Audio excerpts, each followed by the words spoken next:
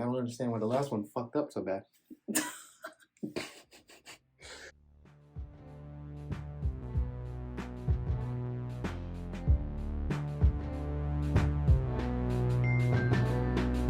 Blunt.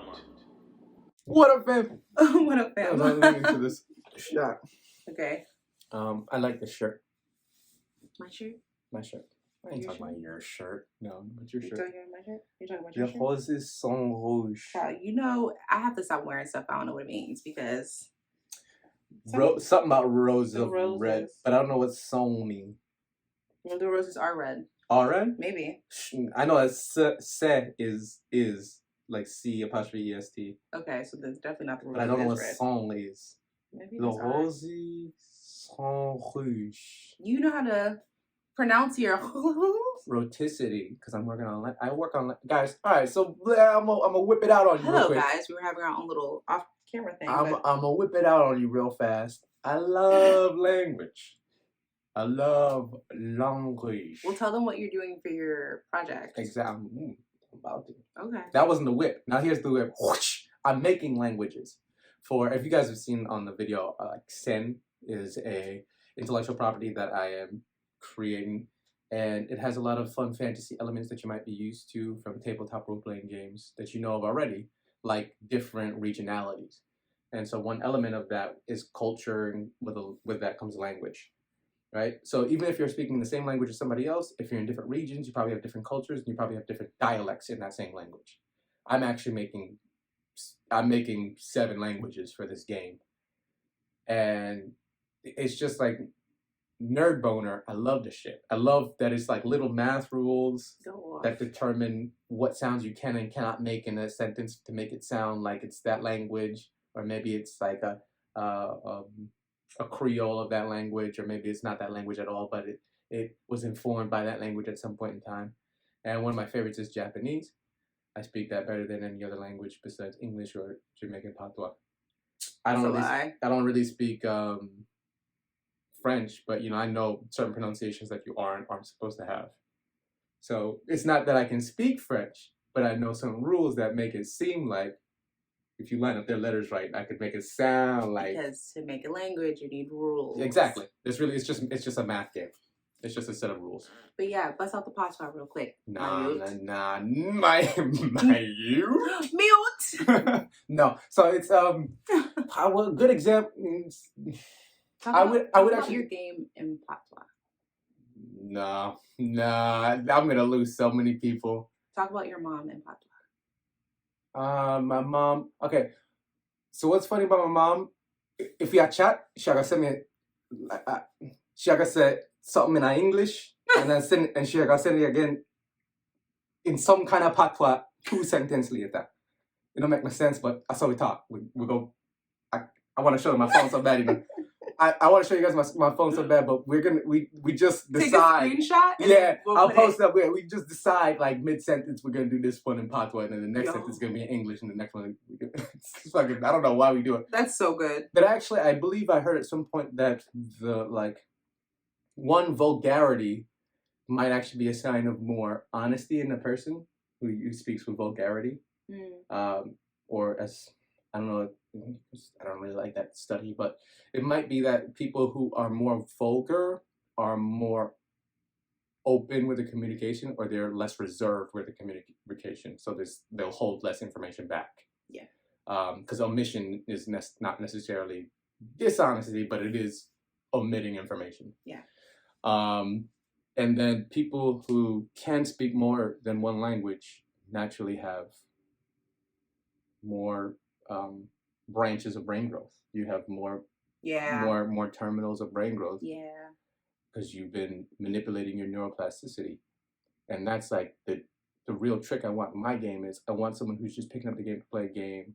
If they're a super nerd in one specific avenue, like they really like French sounding whatever, not that it's going to be a French sounding language in the game, but they really like French sounding stuff. And that's why they latch on to this region in the game and this habitat and this culture that's in the game over on this side of the map, and they want to like study that culture. They want to figure out the people in that culture or something like that while they're playing this role-playing game with their friends around the table. Then they end up learning a whole language Yeah. out of playing a game with their friends that they can just whip out with other nerds at a convention or something like that, actually still growing their brain. How many words have you created so far? I haven't. Oh, I see what you're saying. Like translations of words Mm-hmm. in one of the languages. So we just taught Toni one small inquisitive sentence. Bagua. Wait, what is it in? This was okay. So the people don't have their official name yet, but a large cultural theme for them is that they built a wall, and not like the Trump wall, a different wall for a different purpose. I'll tell you when you get to the game. Just saying. I don't want people to go there with that, but we can just call it the wall language for now. Okay. So there's a lot of verbs that are about positions and standpoints and things like that. And Toni just learned how to ask Bagua ni cox nibu. which is today, where are we? Where are we today? Pretty good question. That sounds like we're supposed to see like a 90s, like how did they make it kind of like graphics swing by the screen. Intro, go here. Yes, exactly. Bagua ni cox nibu. Yeah.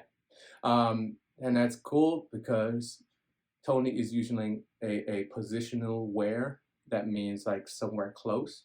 So Toni's really making sure that it sounds like she's talking about where we are today, as opposed to like where people are, Mm-hmm. or where a country somewhere else is. You know what I mean? Mm-hmm. So it sounds like, what are we doing today?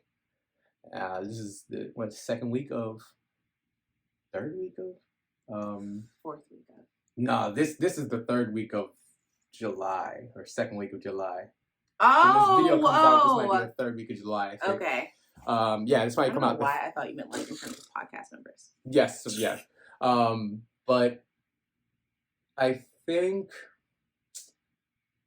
God, that's a morbid thought. I don't even want to go there. But I think we are going to be dealing with like the second rung of the public conversation about the duration of time that Chauvin was sentenced, and like the lack of traction in any conversation at that point, where eventually just dissipates and we stop talking about it. I think we're going to talk about the OJ trial still more than that. And honestly, like, I'm not over it. It's expected. What's happening progressively is my roommate moved out. That's the good news from last week that we forgot to add in there. But my roommate moved out. Big Party! Yeah. And my version of a party is not inviting no one at all and just chilling out in my living room. When I tell you, he is telling the truth. I party so hard by myself, not doing a goddamn thing but laying horizontally. So it's the best. Nice. Yeah, but no, genuinely, I fucking need the personal space. Yo, you do. Yeah. You really do. I've never had it. This has been a long time coming. Even though it's temporary, I know you're going to soak in all the moments. Yes. The solitude. Solitude is positive, y'all. Like, oof. Oh, are you in it right now? Yeah, you said the word and I transported for a second. You're like manifesting. Yeah. He's already into it. Yeah. You did that though. You dropped a dose in there and I was like, solid. Just faded. It's so fucking. It's necessary. I get worried about people who can't spend time alone. Dude. Actually, a TikTok I made on the podcast Blunts TikTok. Okay. Specifically made mention of the fact that, because I'm getting agitated by this notion from men and women. I don't see this from transgender people. I do not see this from non-binary people. I don't see this from anyone but men and women. Like, cis men, absolutely. I don't see it from trans men at all. Okay. Cis women, absolutely. I don't see it from trans women at all. And I don't see it from non-binary people. Something about cis men and women feeling like there's been a disturbance in the force because we've told men to stop harassing women. And how dare we tell men to stop harassing women? Because how are we going to ask women out on dates? And women aren't confident enough to ask men out on dates. So what's up now, ladies? Bullshit. What are we going to do now, ladies? Because you're not going to start asking men out. So why are we hating men? It's like, all right, that end of that notion where we hate men because we told them to stop harassing you. You having a hard time getting dates because you're not asking men, or men aren't asking you as much as you think they should be at this year and time because we said stop harassing women, doesn't mean we hate men. I definitely don't fucking like men. That's so extreme. Personally, because I've read, I definitely don't fucking like men. And obviously it's not all fucking men in all of history, but guess who has the best track record at being the worst fucking people? Men. And anywhere, in any place, name any place, and the men were the worst ones there. Name a place. Yes. Yeah. Yeah. You see what I'm saying, bro? Across the board. If Starbucks was the worst coffee everywhere you went, in every country, everywhere for all of history, we would all say Starbucks is bad fucking coffee. And we would not have Starbucks. Starbucks, don't sue me. That was a hypothetical. What I'm saying is, guys, I definitely don't like men. But when I say, hey, man, because so many of us are raping people, leave people alone. Does not mean now, you filthy, you monster, I hate you. It's because so many of us make the situation worse. Yeah. Can we all of us dissipate? Because if I say all rapists leave people alone, they're not going to stop. The rapists aren't going to stop and then be caught out as the rapists. So I have to go with a larger group. Men, can you, if all of us back up, then you don't have to name yourself as being a rapist, but we all back up now, and then the victims stop dealing with us, right? No, but they've already victimized themselves. Exactly. How dare. So that's why. Dare they? And I don't get it from cis women. I don't get it from anybody. But I don't get the cis woman specifically phrasing as, why are we saying that we hate men? I don't get that language. Because we're not saying that we hate men. No. And I don't like them fuckers. Okay? But I definitely get it from men, self-victimizing. How are women victimizing men in this? It doesn't make sense on either. Like, men aren't the victim at all. Men are not the victim at all in this, y'all. I think we overall just allow the narrative to continue. So with that, I mean, they continue to do it or feel that way. You know what I mean? I think there's like, okay, so as a woman, I still feel sometimes very much so like on edge, even when you're talking to the man who has already decided that he's going to victimize himself. There's still a part of me that's like, no, it's okay, like, okay, I'll talk to you, or you know what I mean? Yes. Like like, so it never goes away. It's weird. I just face slapped so hard without moving my hand. Okay. Yeah, I know exactly where you're at. Yeah. We enable, not because we want to. That's why I said little boy before when I was talking about that thing. We're enablers. Yeah. Because out of fear, out of comfort, out of history. Yeah, repeating history. Out of just, maybe just wild ignorance, or like, because you can be immature enough that you actually are still at that stage of like, no, but they mean well. Oh, just like any context, literally any context at all. It could be a school friend. It could be like your fucking a parent or some other guardian person who's not doing their job properly. Yeah, we like I said, we allow that narrative to happen. Yeah, we let them victimize. We infantilize them. We infantilize them, where we say that they couldn't have done any better. Which is, of course, a form of manipulation. So yeah, they know what they're doing. Yeah, and that's the part that's extra fucking crazy. That's why I'm like, I understand like why she doesn't like me. I mean, look at me. I am disgusting, but I'm a man. No, it's okay, Bob. I mean, you're amazing, and like you don't have to respect her at all. She doesn't know. You're gonna find the right one. She can't just not like you. Oh, what? You can't just not be liked. Yo. And it's sad that we all have stories to tell. It's sad that we have stories to share about how when we try to reject a man, they could either get physical, they completely like shove us off. They don't even want to know us. Right? And I'm just saying, like, you've advanced to me romantically. I'm not feeling you like that. I don't mind your company. I don't mind us talking, but I'm not into you romantically, or I just want to be alone right now, or whatever. Like, or just no. Or just, right. You see, I'm still doing it. But this is my point. Yeah. This like is my point. I don't even know how I don't think you're a bad person who's now helping the patriarchally. Like, you know what I mean? I don't think you're in any way trying to support the shitheads that are men. Mm-hmm. And you're still here trying to neutralize your sentence. Yes. As to not upset. Bruh, you see how long it goes? That the victim can know they're the victim of us and still having experienced what we do. Can be like, but I don't want to get victimized even more. So they try to appeal to us, who are the fucking monsters. That was quite the mindfuck. Everywhere that we've ever had us, men have done it worse. So let me finish then. I've spoken to so many women who I know personally or not. And what I was saying was we all have these stories, these horror stories about being in a space and men advancing to us and us being scared to say no. That has happened. I know someone who was actually like terrified to say no to a man. I've had men come up to me and be like, "Oh, can I get your number? Wait right here." Right. So after I give them my number, because they're towering, right? And they call me. So they make sure that my phone number works, which is scary as shit, right?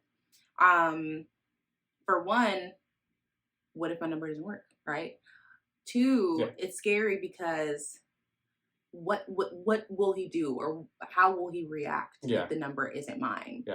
I've heard stories of women just being like ignoring men because we're just trying to stay in our bubble and like we don't want to upset you, we don't want to get hurt, but we're like we don't want you either, and like dying over it, like getting killed, used to be murdered.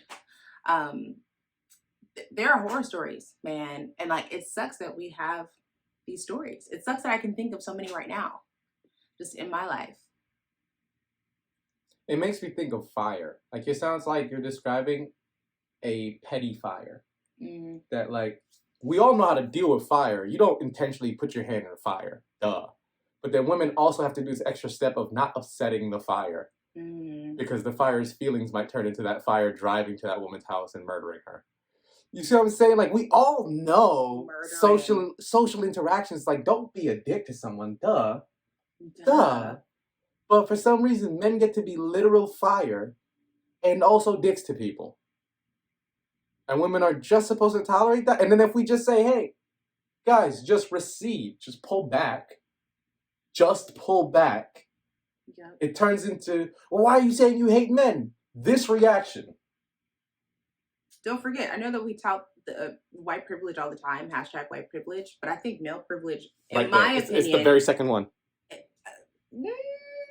I would argue that it's even the first. Yeah, because whites are not the majority of the population. True. And sometimes in certain instances, white women don't even have any power against a white man. I think the white man is, unfortunately, that's my opinion. Yeah. In terms of privilege, yeah. I think they sit at the top. Yeah.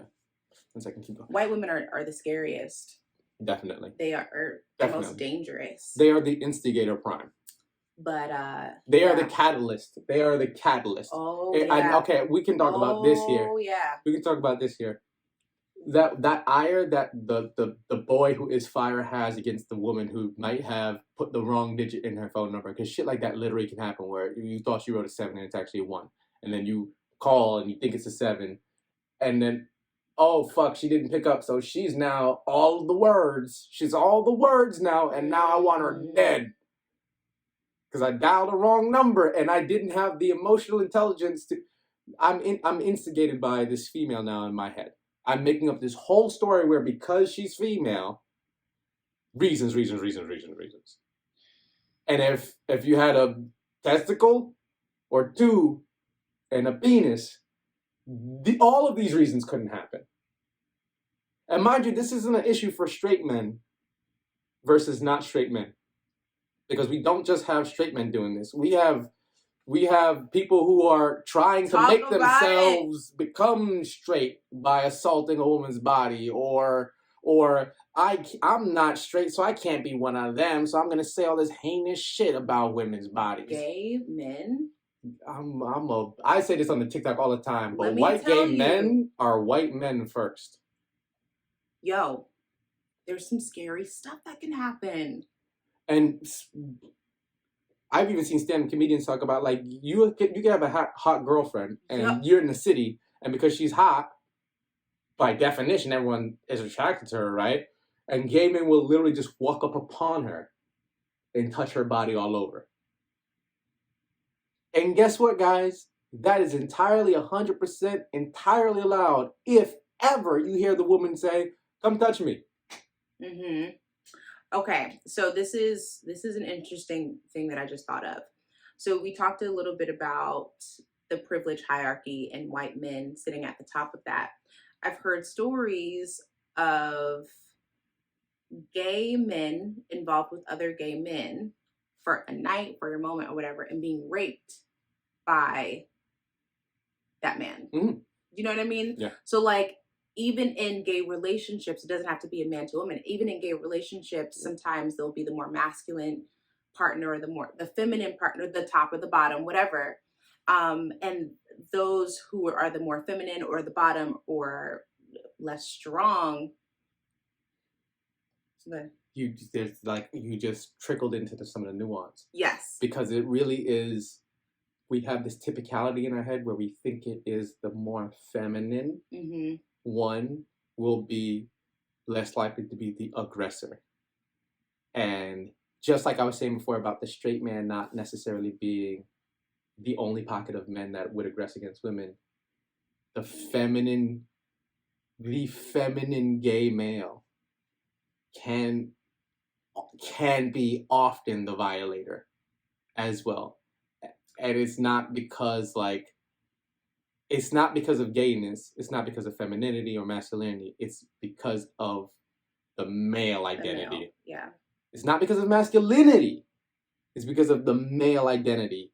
That's a really good point. I was initially, of course, thinking about the stronger partner. Yeah, exactly. The more masculine. Yeah, exactly. But that's a story that gets flipped a lot too. That's a story that gets flipped a lot too. It does happen. It does happen on both sides, but that is a good point to bring up. Yes. I'm not gonna lie. I'm not even trying to be funny. Your gay homie that's a cheerleader, strong as fuck. Talk about it. Yeah. You're not picking up human bodies regularly. Yeah. A swish in the hip doesn't mean shit. I'm sorry. Yeah.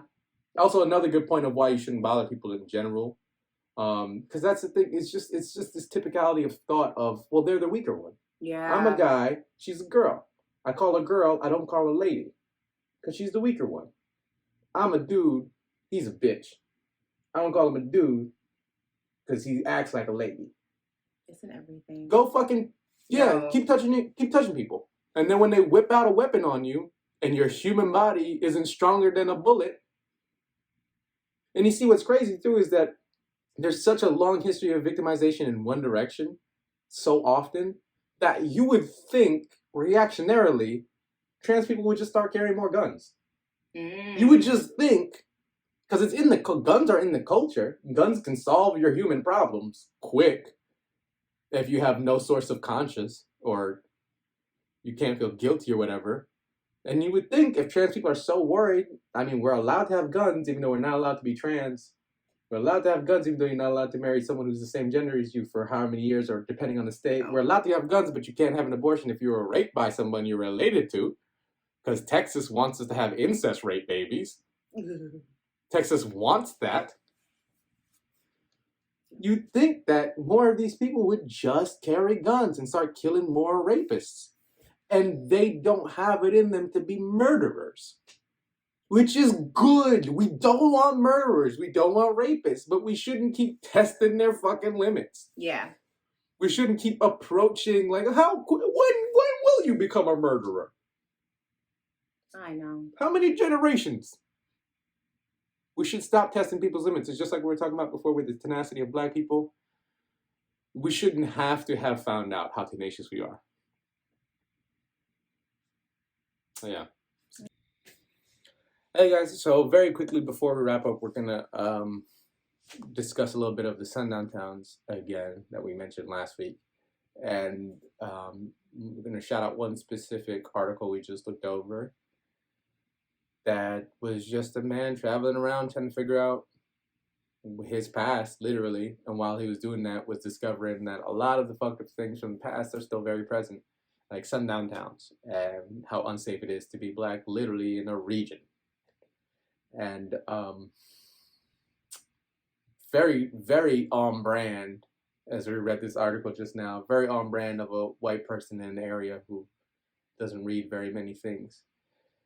During a ProPublica report in 2019, a local in the area of Anna, Illinois, told a reporter that Anna, his town that he loves, Anna, stands for Ain't No Niggers Allowed. And imagine just being somewhere and you're like, I want you to know about my town, man. This is what my town stands for. In 2019. Honestly, whenever I travel, and I travel to random towns, I always feel so weird. Yeah. And I'm always like, okay, let's just quickly stop at the gas station. Let's go. We gotta go. And we got like, yeah, it's really bad. But I still want to travel across country one day. But and I'm see like, things. I have to plan my stops. Exactly. Because you can't just stop anywhere. Yo, I can drive. I do not drive. A client asked me, why don't you drive? Because you can't afford a car? And I'm like, yeah, sure. I mean, but even if I had a car, I wouldn't drive it. Mm. Unless it was like a really busted down, shitty car. And then they asked why. And I said, because cops are out there where cars are driving. They're like, yeah, but you can get arrested if you walk around to it. I'm like, yes, and statistically, less likely. Who said that? Two of my clients. They actually have a YouTube page. I might have to shout them out on this shit here. I might have to link them in and shout them out because black creatives making things. But yeah, two of my clients, Destiny, Felicia. I guess I'll just say their names. You guys might end up seeing their stuff too through us. Nice. And yeah, they just want to know because I'm sure they didn't want to keep driving early to me to train in the heat and whatnot. I'm sure it'd be a lot easier if I drove to people. But not cuz I don't want to make it easier to meet more cops. Yeah, I don't want to end up in a sundown town one time because I decided I want to, I don't know, move my car west in the country that I was born in. Maybe just don't want to die because I'm in a vehicle. And not because I had a car accident. Oh, and shout out, I got to bring this up because the 1350 thing gets brought up so much. 13% of population, 50% of violent crimes, which isn't true. White people kill more people in cars when they get drunk. Oh. Yeah. White people get drunk and then kill more people in cars. I did not know that. Yeah. More garbage men are killed than cops on the job. So. Shout out to white people for misrepresenting information. You kill more people in cars just because you had a drink. But weed was illegal. I can't. Yeah. So I'm saying all of that is just to mention, like, just because things are legal, just because sundown towns were legal, just because it is legal to be a killer if you have the right job or a complexion. Just because it's legal doesn't mean it's correct. It just means it's legal. Right? It just means that it's in the law. Mm. Yeah. That they clearly choose to obey or not. So yeah. So doesn't even mean the law is the final say. We know that. Yeah.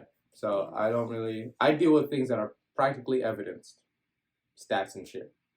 Mm. So though I can legally drive, I don't drive. I have a place in my heart where I'm like, you don't know this, who don't sit down and talk about it, but I think confidently of you and any other people that are like, yeah, I need to go to this place and then do this job. And I'm like, yeah, upstate New York. Really? Bro. Really? Ask people from Rochester about Rochester. Very early on in the conversation, they're going to let you know, oh yeah, super racist. Mm. It's like, cool. I'm glad that you feel like you're saying that about them over there and not Right. you also a product of the same place. Yeah. Yeah. Cool. Yeah. Yeah. So I do think, I know I don't say it out loud, but I do think anytime that someone is doing something that is statistically more dangerous as a Black person, and they just do that, and there's no qualm in their heart or anything, I'm like, you drive that car to that destination. You do that. And not as a joke. I'm literally like, I fucking wouldn't. Mm-hmm. You're braver than me. I would get in a fist fight with a man, genuinely, before I got into a car and just try to drive somewhere that I knew cops were going to be around. Yeah. We're not trying to make Toni sad, yo. I'm in bad. I know. We're not trying He to wasn't giving any sad vibes, but I'm feeling the vibes, and I'm taking it back into myself. I guess we're not trying to make Toni sad. We're not trying to make Toni sad. We're going to wrap. I don't want to get off by nobody who's not able to read books regularly. So I don't do that. But I do enjoy a bit of herb. I stay inside. I create constructive things for people to intellectualize with. And Toni is, I think, doing the same thing. Yeah, it's herb, not herb. Exactly. It is herb, by the way, guys. It is. And you'll hear me say certain words intentionally wrong all the time. It's herb. It's herb. Yeah, it's herb. So I'm sorry. Herb. That is the word. So you'll hear me say herb and shit like that because it's herb. It's herb. Yeah. Just so you guys know. You see why I say women are better? Yeah. Because a dude would have just been like, yeah, herb. No, stupid. Woo. Thank you, T. Anything to wrap? First of all, guys, we gotta get Nate on the show. No, this is a shout out to Nat. Yeah, because that's funny. We just need more. Actually, it's Nate. No, I'm joking. Because we need intelligent Black people to speak to you guys regularly, just so you can learn. And I mean, the man is intelligent and Black, and naturally, because of those two things, also a person. Mm. Yeah. So hopefully we get him here maybe next week or the week after. You said there's no new stuff really for MLM. I'm trying to think for this project. You guys will see another series of videos coming out August, September from here. That won't be specifically the podcast. And I'm excited for you guys to see that. All right. So, as always, pass the. You want the pen? It's charging right now. Okay. Go ahead and finish it. Go ahead and finish it. Education, peace, and love, family. Pass that blunt. Thank you kindly. Bye. Hey guys, remember to subscribe, like this video, and hit the bell. And if you're really cool, review us on Apple Podcasts.